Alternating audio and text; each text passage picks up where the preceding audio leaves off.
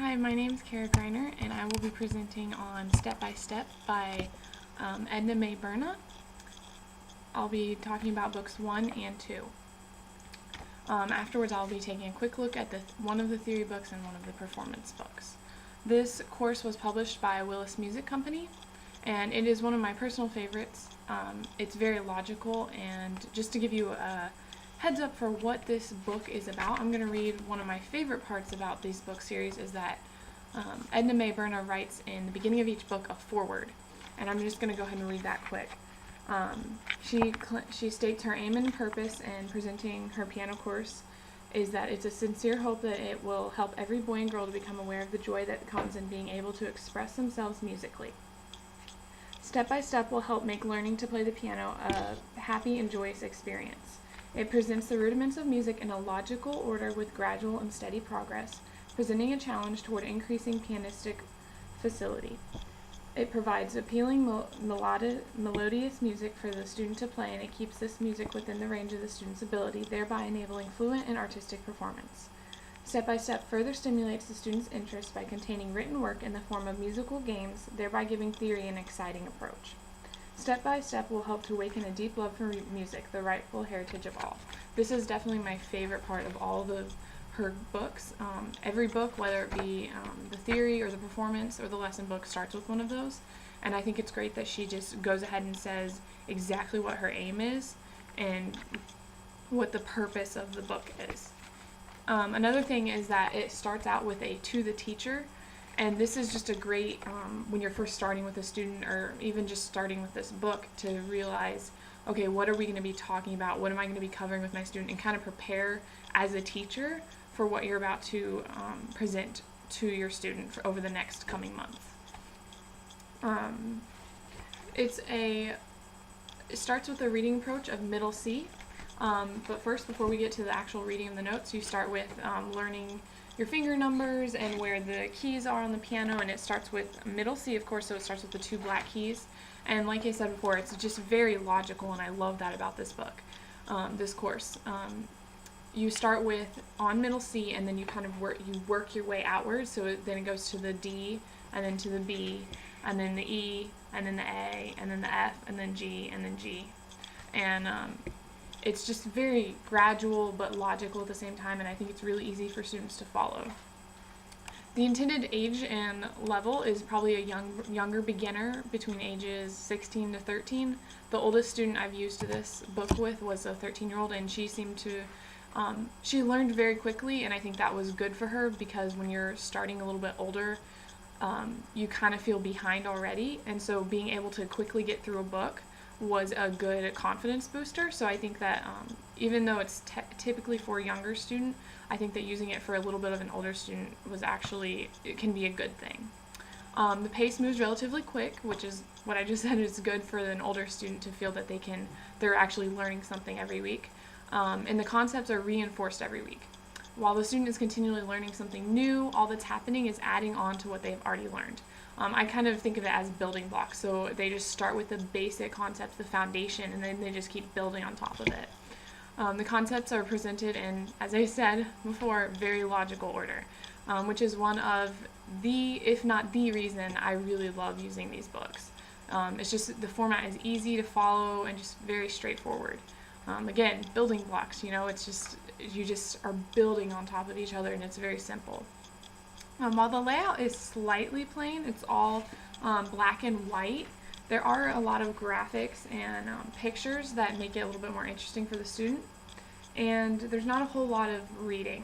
It explains things, but I think that it's great that there's not like whole pages of reading, because for some students that's really discouraging to see that, oh, I need to read all of this or whatnot, because I have other books that have a lot of reading, and that really kind of sways how fast the student is going to work on their stuff during the week. In the first book, I would say there's not a whole lot of variety in the songs, but I think that's just due to the fact that you are starting with middle C and you're gradually building. So, for instance, the first song that they have you learn is called Tiptoe, and all it has, it's in 2/4, and it just has C, C, and then with your left hand plays the C, C, because that's the only note that they've learned. But as it continues, the book continues, and you're learning more and more notes and more about dynamics and note durations and ties and slurs and staccatos, you really get into some more interesting stuff. And I think that it's kind of a good thing that the songs are not so hard for the student, because it creates an environment where the student feels that they've actually learned something and accomplished something every single week, and they can feel confident as they move forward. An added interest to these songs is that they have an interesting name, so I think that that kind of captures a student's attention. For instance, one of the songs in here is called The Shoe Cobbler, or Ice Cream Cone. We've got Bossy Cow. I don't know about you, but that's interesting to me. Like, what is a bossy cow? But anyhow, so I think it's a good thing that the songs will capture the student's attention, and they will feel accomplished after being able to learn how to play them. As I said, as the student learns more notes and time signatures and beat durations, there's more variety in the sound and texture. It's the building blocks concept again. And by the end of the first book, we have some more interesting material. Getting into the second book, actually, the textures are a lot more varied, and there's more interest due to the notes that the student has learned. They start learning the bass C and treble C, and so learning all the notes in between those two octaves, and that adds a lot more interest to the pieces and a lot more that the student can play with. There's also simple teacher parts that can be played along with what the student is playing, and I think that can add some more complexity and interest to the song if the student is getting a little bit bored with it, and it also teaches the student how to play with another person. So in the end, I think the repertoire is appealing, and it's very, it's just easy to listen to, and I will play a few pieces at the end so that you can hear. The performance book is a valuable resource, especially for students who want to feel like they can actually play something like a song, which I know when I was a student, that was really important to me, to be able to feel like I actually could play a song.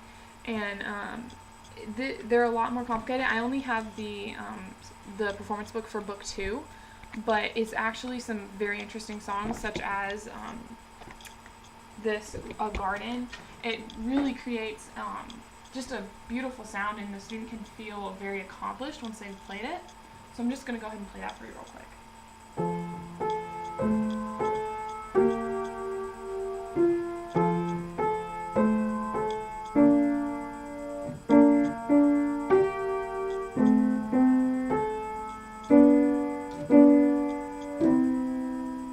So that's just half of it, but it allows a student to feel like they have really accomplished something, and I think the repertoire is appealing because as with a lot of the songs in all of the books that I have, the lesson book and the performance book, you have this sense of, that question and answer thing already starting, so the student feels as if at the end it is really a sense of closure, whereas in the middle of the song you're kind of like, well, where is this going? And I think that's good for even a young beginner to understand about piano, is that there always needs to be a sense of closure. There is some small theory exercises within each book. However, I like to use a theory book whether or not the lesson book has theory exercises. They're creative activities where the student gets to draw, circle, or color in the things that they've learned. And I just like to use a theory book because I think that a student will, the concepts will stick better if the student can use the knowledge they've learned in a relative way. You can use the pieces that they are learning for sight reading because they're not too complicated, and that's another advantage to the building blocks of this. The very logical order is that they can really sight read at the beginning of the lesson, and you can just be like, here, I want you to play this, and they can sit down and just sight read it for you, and that really takes their abilities a little bit further. You can there is also some reading, but like I said, it's not so much text that it gets discouraging to the students. I think that the performance book also provides longer pieces of music that will allow the student a feeling of accomplishment once learned. They can show off their skills to their family and friends, and the theory book, I just believe that is always a good thing to have on hand when teaching beginners. The biggest strength in this method is the logical order of introducing new material and concepts. I keep saying it over and over and over, but it is so easy to follow and to teach, and I think that that was one of the most important things for a teacher and a student, because if a student is not understanding how you're going from one concept to the next, I think it gets harder and harder to teach a new concept because they can't remember what you just taught them. And I think that just that easy to follow logical order, just a lot of people's brains work like that, and it's very helpful for new beginners to just be able to follow along what you're teaching them. One of the weaknesses for this method, though, could be that everything is in black and white. To some young students, this might seem a little bit boring, and they might not be as interested in what is going on in the book. I recall when I was homeschooled as a child, I recall for the first few years of elementary school that I did a book curriculum that was all black and white, and I had a fellow homeschooler come over one time and do her homework with me, and hers was all colorful and had pictures, and I was kind of jealous, and I was like, no, why is hers more fun, you know? And I think that as a child, that definitely adds some sway into me wanting to be present in a book if it is more colorful and interesting. So coming from personal experience, that black and white could discourage a student from enjoying their playing and enjoying just sitting down with their book. However, this can be used as a strength because you could allow your student to color pictures in their book, color in the pictures, and I think that that's a great way to just get the student into the book. Is that like, saying, okay, this is the piece we're going to work on this week. I want you to take a look at what is going on, and then I want you can go ahead and color in the book, in the picture, because I want you to spend time with your book, not just learning the pieces, but looking at it too. And that's valuable for when they get older and are learning new concepts. So just starting again with that building block, that basic, just spending time in the book. So I think that this weakness depends on how you want to use the book. Lastly, at the end of each book, there is a certificate of merit that states when a student completed the book. And this, to me, is a very important part of this piano method because it gives the student kind of a sense of accomplishment and that they are moving forward as they're learning. And those types of milestones are great for keeping up a student's productivity and their encouragement as they keep going.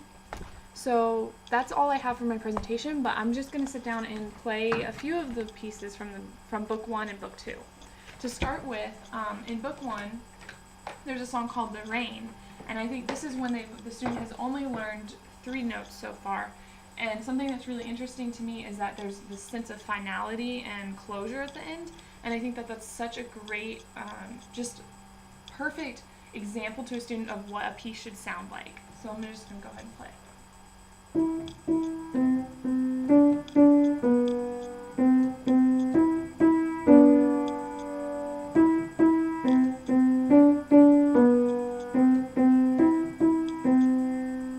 It just allows the student to feel like, okay, we're getting somewhere, and then we've got there. And I think that's an important lesson to learn for any beginning student. The book also has some well-known songs, such as like Mary Had a Little Lamb, and there's Jingle Bells in the book too. And then it ends with a piece that kind of adds all the concepts together so that the student has a chance to say, okay, I've learned all of this, now let's create a song from it. For instance, this one's called The Highway.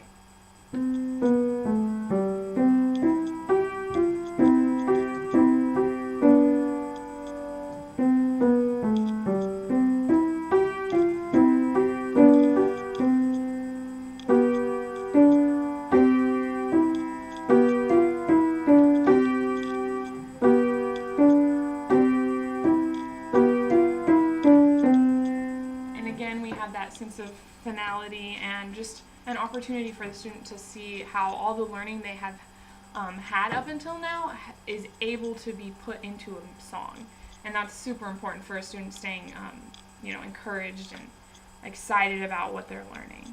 The second book is what's really nice about it is it starts with a review piece. It just goes over everything they've learned, so they have rests and quarter notes and half notes and whole notes. And just like the simple fingerings that we've had before. And then it continues building on those building blocks and starting with the bass C instead of middle C. Here's an interesting melody song that I found. It's called TV, and I think it's intriguing to a student, I mean to myself as well. And I think that just getting them interested in a song and sitting down and playing it for them and being like, okay, here, you go ahead and play this. And I think that's such a great thing about this book. I'm just going to play half of it because it repeats.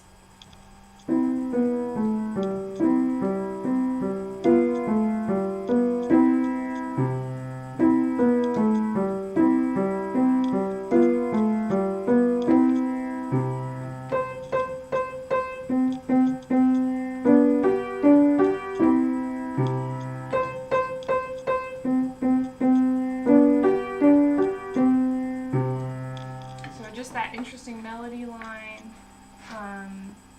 and then we get into some stuff. This is really exciting to me because I love text painting, and this song, Jolly Little Roller Coaster, really it gives you the feeling like you're on a roller coaster.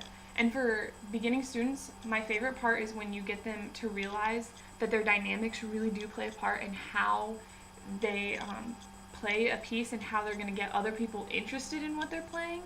And so this idea of text painting already started in book 2 is so important, and I'm just going to go ahead and play so you can hear how it sounds.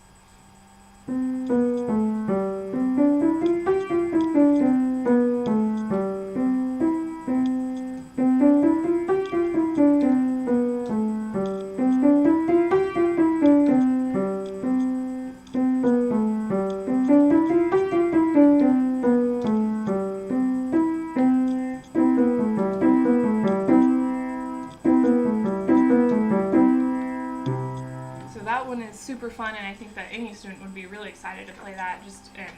Getting to explain how text painting works is so fun.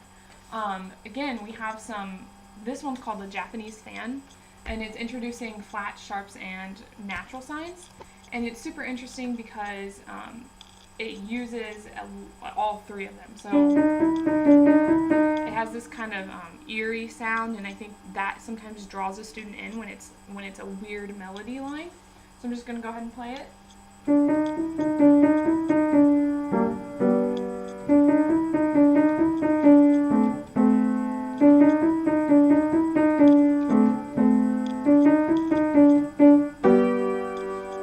that's going to draw a child in with how interesting it sounds. Then again, we have at the end of the second book, one that draws in and completes everything, takes in from everything you've learned and puts it into one song. And I think that's important for a kid to realize that they have come a long way since the last book. And it talks about the DC Alfine, and then we've got ties and eighth notes and all the C's in it. It's just a very interesting way to end the book. Sorry. Lastly, I just want to play one last song from the performance book because I think it's such a cool thing to be able to play for the student especially. It's called The Shoemaker, and again we have that text painting, and I really love the way that that Edna Mae Berna describes how it's supposed to be played. She starts with saying that it's supposed to be played moderately fast, busy, and steady, but she also uses this imagery that is so helpful for a beginning student. And she starts with saying that it should be medium loud, and then says using sewing machine. So we have a bunch of eighth notes here, and it just makes sense to play it as if it's a sewing machine, especially since the song is called The Shoemaker. So we've got, and I don't know about you, but the fact that she said that it sounds like you're using a sewing machine, it sounds like a sewing machine, and I think that's so cool. And then later on we have a part where it says hammering, and instead of playing eighth notes, we now have quarter notes, and it's just like hammering out something. So I'm just going to go ahead and play that for you, and there's another part that says hammering and shaping shoes, and hopefully you can hear that. So here we go.